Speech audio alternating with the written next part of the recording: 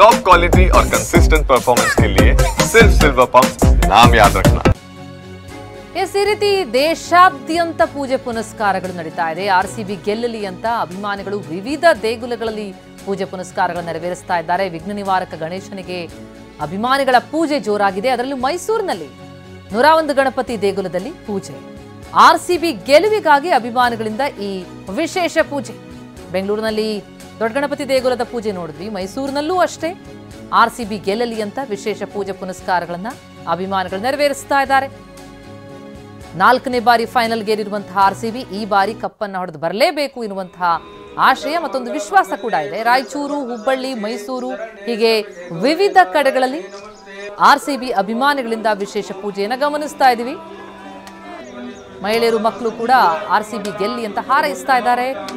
ವಿಘ್ನ ನಿವಾರಕನಿಗೆ ವಿಶೇಷವಾದಂತಹ ಪೂಜೆ ನೆರವೇರಿಸಿದ್ದನ್ನ ನೋಡಿದ್ವಿ. ಶಿವದೇಗುಲದಲ್ಲೂ ಕೂಡ ವಿಶೇಷ ಪೂಜೆ ರಾಯಚೂರಿನಲ್ಲಿ. ರಾಜ್ಯದ ವಿವಿಧೆಡೆ ರಾಯಲ್ ಚಾಲೆಂಜರ್ಸ್ ಬೆಂಗಳೂರು ಪರವಾಗಿ ವಿಶೇಷ ಪೂಜೆ. 18ನೇ ಆವೃತ್ತಿ ಈ ಬಾರಿ ಕಪ್ ಗೆದ್ದೇ ಗೆಲ್ಲುತ್ತೆ ನಮ್ಮ ತಂಡ ಎನ್ನುವ ವಿಶ್ವಾಸ ಆರ್ಸಿಬಿ ಅಭಿಮಾನಿಗಳದ್ದು. ಹಾರೈಸ್ತಾ ಇದ್ದಾರೆ. ಜೊತೆಗೆ ದೇಗುಲಗಳಲ್ಲಿ ವಿಶೇಷ ಪೂಜೆ ಬೇರೆ.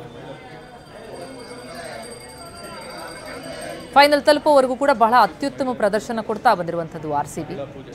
ಬಹಳ ದೊಡ್ಡ ಅಭಿಮಾನ ಬಳಗವನ್ನ ಹೊಂದಿದೆ ಆರ್ಸಿಬಿ ತಂಡ.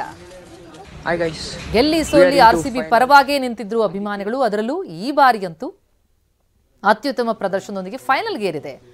ಈ 18 ಆವೃತ್ತಿ ಪೈಕಿ ಇದು 4ನೇ ಬಾರಿ ಫೈನಲ್ ತಲುಪಿರುವಂಥದ್ದು ಆರ್ಸಿಬಿ. ಈ ಸಲ ಕಪ್ ನಮಗೆ ಸಿಕ್ಕೇ ಸಿಗುತ್ತೆ ಎನ್ನುವಂತಹ ವಿಶ್ವಾಸ ಅಭಿಮಾನಿಗಳದ್ದು.